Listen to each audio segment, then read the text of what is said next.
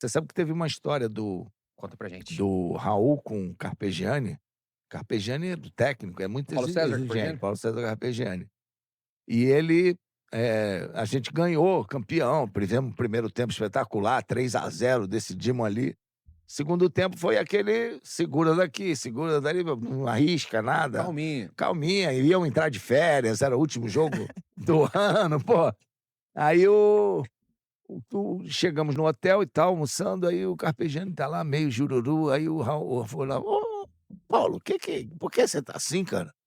Aí ele: "Porra, velho, nosso time jogou um segundo tempo mal, né." Olha o nível da É. exigência. Aí o Raul: "Mas, pô, cara, nós somos campeões, cara. Foi 3-0 mesmo. Ah, mas gostaria que fosse lá melhor e tal." Aí o Raul virou pra ele: "Ô Paulo, trata de curtir esse dia, Isso é só uma que vez. você nunca mais pode voltar aqui, tá?" Mano.